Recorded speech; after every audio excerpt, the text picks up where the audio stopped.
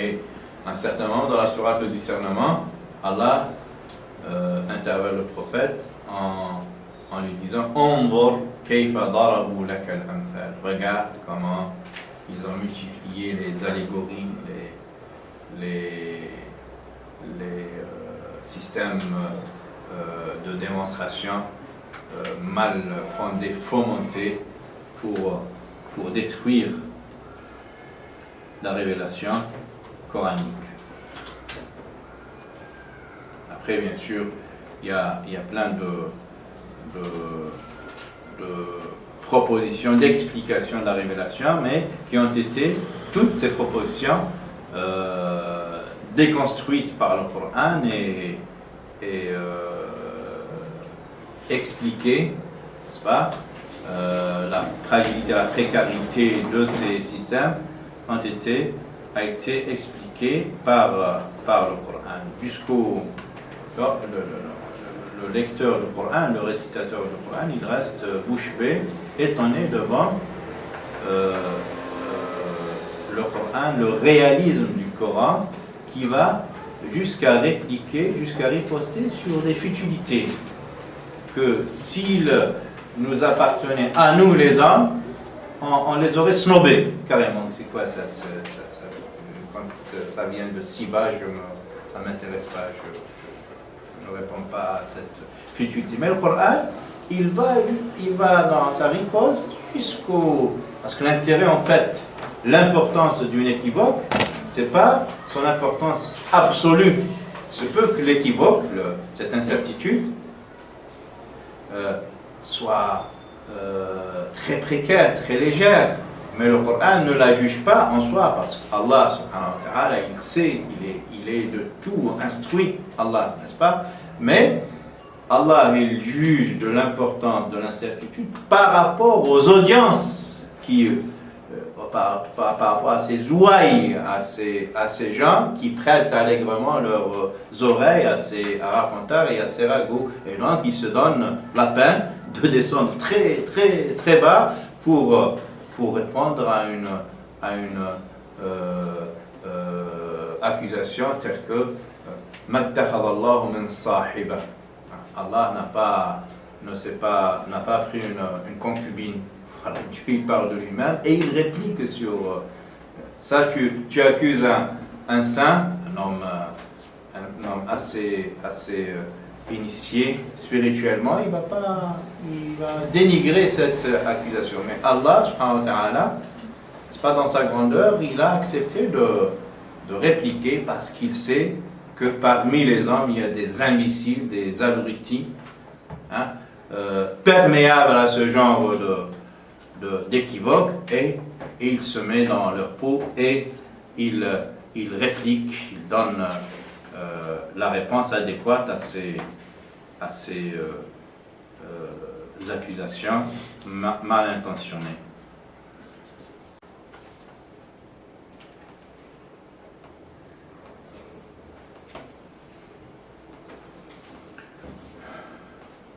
ولا يأتونك بمثل إلا جئناك بالحق وأحسن تفسير. Il y a une subtilité linguistique, je vais le dire pour Hassani, mais pour un certain nombre d'arabophones qui, je dis Hassan parce qu'il fait les Jumu'ah, va frimer un peu sur son public. Moi je viens de l'apprendre chez Mohamed Al-Wan Ashur, la distinction entre Ata et Ja. Donc, dans le même verset, Allah, il dit Wala yatunaka bimathalin illa, il aurait pu dire Illa ataynaka bil haqqi wa ahsana tafsira. Non, il a dit Illa ji'naka bil haqqi wa ahsana tafsira. Ataynak, et il ne ramène aucune incertitude sans que nous-mêmes nous ramenions une autre explication pour contrer la leur. C'est le ramener, c'est utiliser, si vous voulez, ramener pour utiliser. Donc, et Allah a utilisé les deux verbes. Quand il s'agit des mécréants, il a utilisé le verbe ata. Les deux ont la même signification. Ramener. Il ramène ses armes, et moi je ramène les miennes. Mais ataynak et ji'na, il y a, dit Muhammad ibn Ashur, il y a une légère distinction entre les deux, il y a une subtilité. Quand il attribue aux mécréants, il utilise le verbe ramener ata, et quand il parle de Allah, n'est-ce pas, il dit aussi ramener, mais il dit ji'naka bil haqq. Il dit parce que le verbe ata, on l'utilise très souvent pour dire le mal, pour anticiper sur les choses négatives, telles que Ata amruna laylan aw nahara, la sourate Jonas dont il parle d'une cité, n'est-ce pas, qui était dans la désobéissance, dans la réfraction au commandement d'Allah. Allah dit, et notre décret, ce décret qui contient l'ordre de les châtier, de les détruire, hein, ça va sur eux de nuit ou de jour. Ata amruna laylan aw nahara. Donc, là il utilisait ata pour prévenir le châtiment d'Allah. Ata amrullahi fala tasta'jilu subhanahu wa ta'ala amma yushrikun. Ata amrullah, la même chose. Ata amrullah, c'est le décret d'Allah est arrivé. Ata, le décret de châtier, de punir ces cités iniques et injustes. فَأَتَاهُمُ اللَّهُ مِنْ حَيْثُ لَمْ يَحْتَسِبُوا. Et Allah, ces mécréants qui ont tout fait pour faire avorter la cause juste du prophète, Allah les avait entrepris par là où il s'y attendait le moins. C'est pas Ata, toujours. En fait, Ata, c'est toujours côté négatif. Ja'a en revanche, wa ja'akum burhanun min rabbikum. Et lorsqu'il vient à vous une preuve évidente de votre Seigneur. Donc, c'est le même verbe, mais c'est pas ata, c'est ja'a, parce que c'est attribué à Dieu. Wa ja'a rabbuka wal malaku saffan saffa. Si on peut dire ata, ataytuka rajilan. Là, mais quand ça concerne Allah, donc il a utilisé ja et pas ata. إذا جاء نصر الله والفتح ورأيت الناس يدخلون في دين الله أفواجا. جاء نصر الله, donc toujours pas ata, c'est la même signification, mais le Coran est très subtil. Les subtilités linguistiques sont observées, sont considérées par le Coran. وقل جاء الحق وزهق الباطل إن الباطل كان زهوقا. Il dit, la vérité est venue et le faux s'est effondré, s'est écroulé.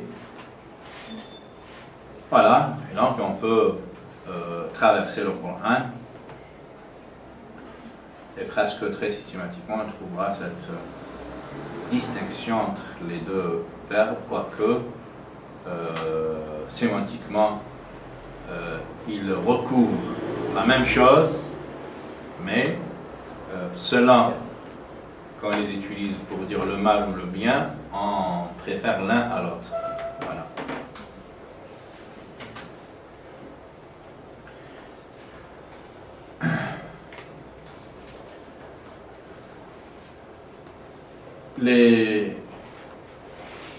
Un autre verset aussi dans la sourate Al-Isra, je ne le trouve pas, c'est 105 ou 106 peut-être.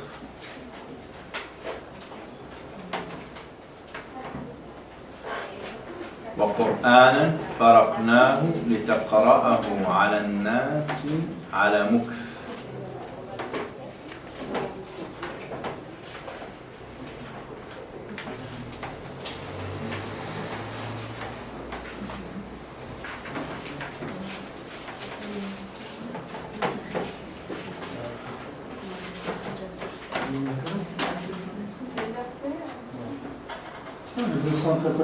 Cent 106.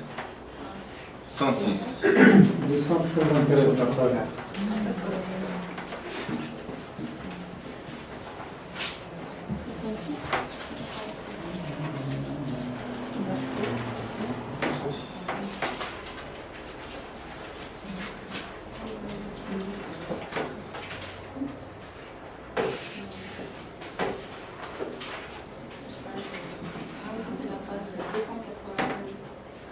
C'était déjà dit.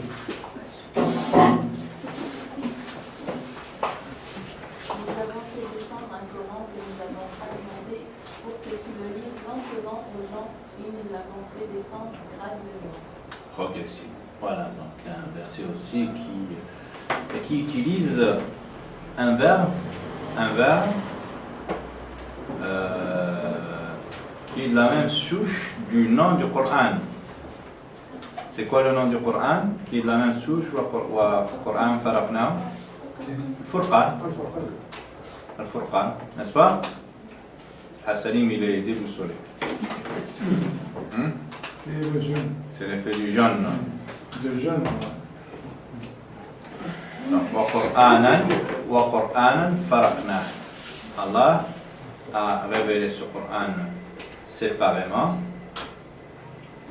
Et cette manière de le révéler fait la force du Coran et fait que le Coran soit un livre de séparation. Il est séparé pour aider le musulman à séparer le bien du mal, à distinguer le bien du mal et séparé jusqu'au discernement. Et on a cité cette valeur du discernement à l'occasion de ce verset 184 de la sourate Al-Baqarah. رمضان الذي شهر رمضان الذي أنزل فيه القرآن هدى للناس وبينات من الهدى والفرقان. Donc Allah a séparé les versets en les révélant progressivement pour donner au Coran un maximum de capacité de discernement, qu'il puisse discerner entre les situations, pour qu'il puisse apporter des solutions séparément à chaque situation avec les subtilités, les caractéristiques, les spécificités qui caractérisent cette situation. Et lorsqu'on traverse le Coran, je termine avec cet exemple. Saïda, je vous passe la parole.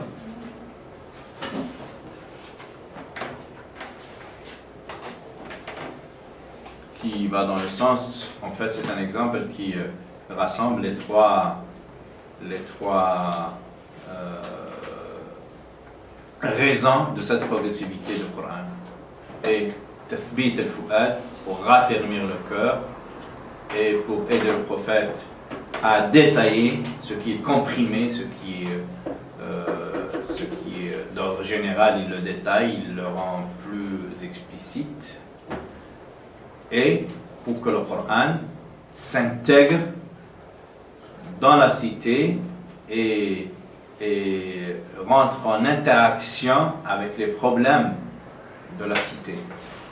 Parce que s'il le révèle une seule fois, de manière préalable, après il sera étranger, sinon par transposition, par ijtihad, il sera étranger à son contexte. Mais Allah a préféré opérer de la sorte que les versets s'entrelacent, s'imbriquent, s'agrègent aux problèmes de la cité, aux différentes situations, telles que cette situation dramatique à laquelle a été confronté le prophète sallallahu. إن الذين جاءوا بالإفك عصبة منكم لا تحسبوه شرا لكم بل هو خير لكم لكل امرئ ما اكتسب من الإثم والذي تولى كبره منهم له عذاب عظيم. C'est le paragraphe à partir du verset 11 de la sourate Les Lumières, Nour, la lumière, où l'honneur du prophète salam a été blessé, malmené, maltraité, intimidé, en accusant, calomniant son épouse bien-aimée, Aïcha, radiallahu anha, et de l'accuser d'adultère. Voilà, c'est une situation dramatique où le prophète lui-même était déstabilisé, il ne savait pas quoi faire, sans jamais reprocher ou rajouter à l'affliction, à la tristesse de son épouse, le papa, donc le beau-père du prophète, Abu Bakr, qui est l'acolyte, le premier acolyte, le premier soutien du prophète Mohammed, il se trouva blessé lui aussi, et à travers eux, à travers ces trois personnes, Abu Bakr et Aïcha, toute la communauté qui s'en était trouvée déboussolée et déroutée. Et le Coran de dire que ce drame, ce grand moment d'affliction et de tristesse, ne pensez pas qu'il soit un mal absolu. La tahsibuhu sharran lakum, bal huwa khayrun lakum. Ne pensez pas que c'est un mal absolu. Oui, c'est de façade, apparemment, manifestement, c'est un mal. Mais c'est un mal qui encapsule, qui enrobe en fait beaucoup de bien. Dans celui-là, de légiférer en la matière, de parler, de trancher sur cette légèreté qu'avaient les gens à parler de l'honneur de la famille, de médire, d'utiliser l'intimité des gens comme une friandise, un sujet de débat d'entre les hommes. Allah a saisi cette occasion pour trancher une fois pour toutes et pour protéger l'intimité des gens, leur vie intime, la mettre à l'abri de ces langues envenimées qui ne cessent de malmener les gens honnêtes. Et tout le paragraphe a justement, toute la sourate presque, a parlé de droit familial, si vous voulez, de relations entre les sexes, entre l'homme et la femme. Qu'est-ce qu'il est permis à la femme de porter comme vêtement, à l'homme, les échanges, la convivialité entre les deux, et plein d'autres enseignements aussi, jusqu'à cet enseignement, si vous voulez qu'on y revienne dans le débat, on y reviendra, je ne vais pas donner le détail de ce moment tragique de l'histoire de l'islam, qui s'était fait bien soldé, alhamdoulilah, tout était bien, qui finit bien, c'est Allah lui-même qui s'est chargé d'acquitter l'honneur de Aïcha, lequel honneur continue à être bafoué par nos cousins et nos frères les chiites, qui continuent à dire du mal de Aïcha, quoique le Coran a été clair et on ne peut plus intransigeant en la matière d'innocenter à jamais, de disculper à jamais Aïcha des chefs d'inculpation qu'on voulait lui faire supporter. Je disais, en plus de ça, le Coran a parlé d'autres aspects psychologiques très, très importants, tels que ce passage. C'est le verset 21, je pense.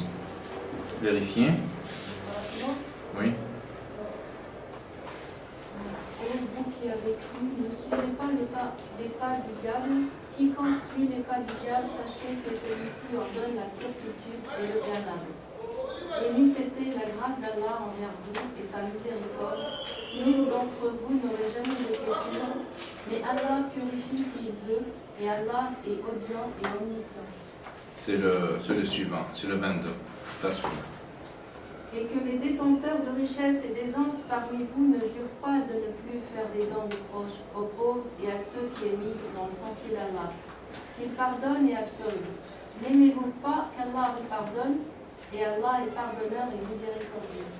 Là, vous voyez, dans ce verset, il est extraordinaire. Je vais essayer de vous aider pour mieux le comprendre, à l'inscrire dans son contexte et de rappeler la circonstance de la révélation de ce verset. C'est dans la même ambiance de calomnie, n'est-ce pas?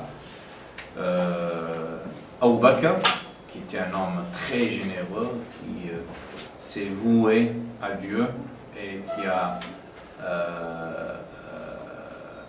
été dans l'abnégation la plus totale. Sa fortune était prodiguée à l'endroit des gens faibles. Dans celui-là, Mistah, je pense, Mistah, qui était à l'origine de la calomnie. Parce qu'il a vu Safwan ramener Aïcha, parce que le campement, je rappelle juste les faits, le prophète dans cette Ghazwat Bani Mustalaq qui n'a pas eu lieu,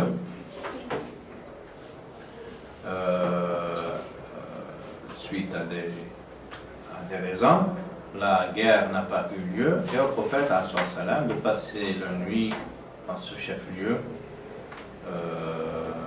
et au bon matin, il a ordonné aux troupes de rebrousser chemin, de rentrer chez eux. Et elle était descendue de son Hawdaj. Hawdaj, c'est cette tente qu'on installe au-dessus du chameau de la chamane, qui sert de lieu d'intimité. Une tente, exactement. Voilà. Petite tente, si tu as... Il y a un autre mot. Ça va, si, j'attends. Moi, j'ai lâché ça et tu peux... Oui, un autre, je suis sûr qu'il n'y a pas, mais je l'ai oublié. Voilà.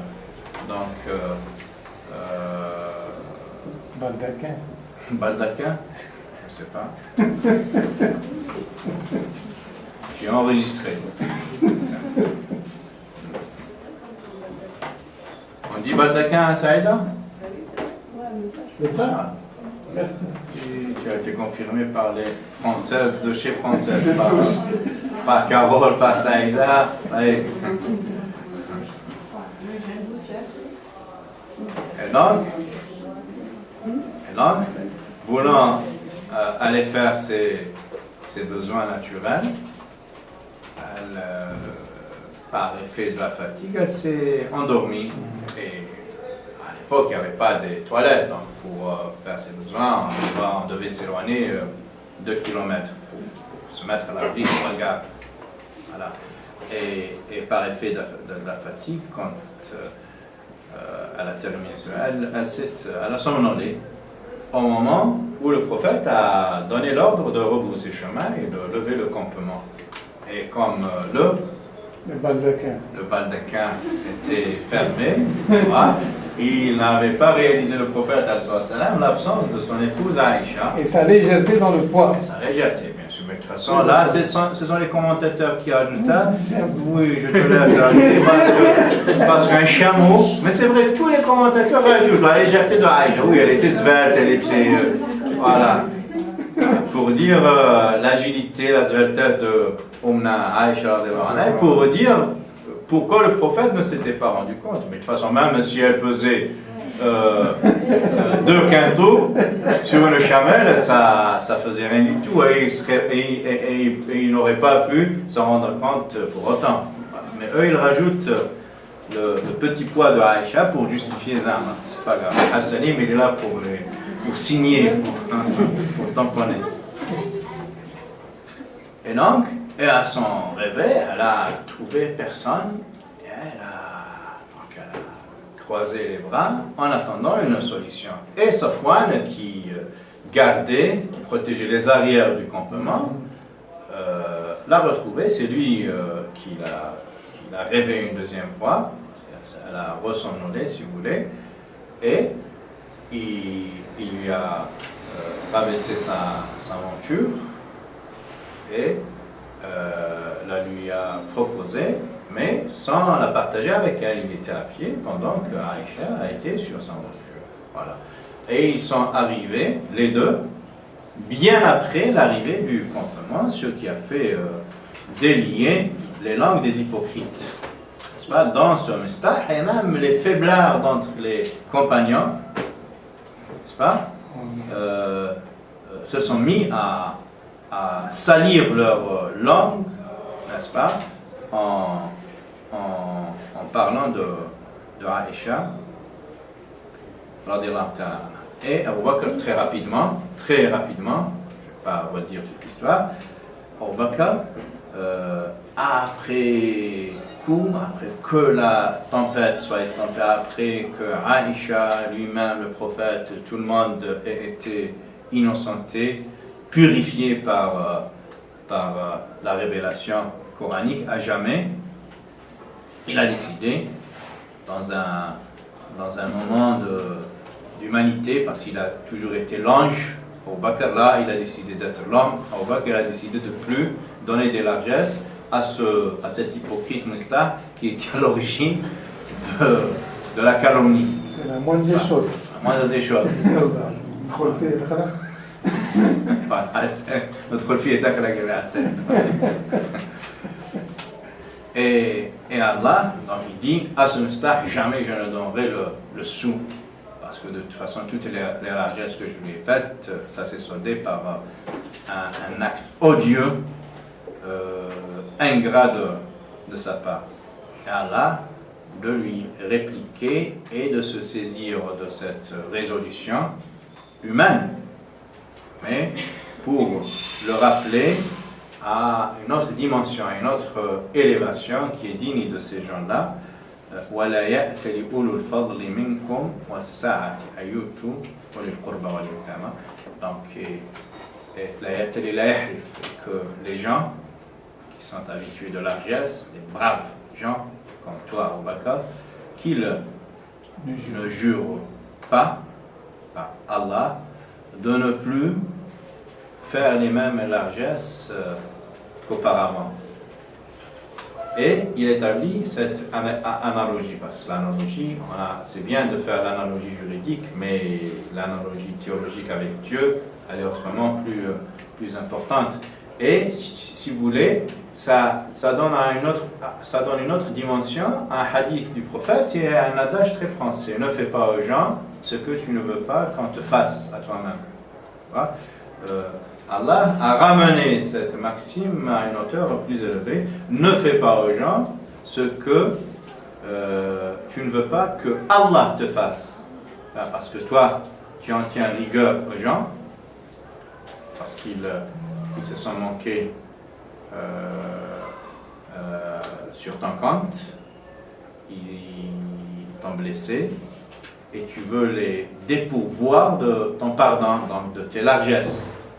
Imagine-toi que Allah te traite de la même manière. Toi qui es pécheur, qui t'es fait du tort à toi-même, et qui parmi nous ne commet pas des péchés à longueur de journée, veux-tu que Allah te traite de la même manière que toi, tu veux traiter la même personne? Et pourtant tes péchés à l'encontre d'Allah, ils sont autrement plus assidus, n'est-ce pas, plus importants en quantité et en qualité que cette calomnie qui t'a touché, qui a touché ta famille.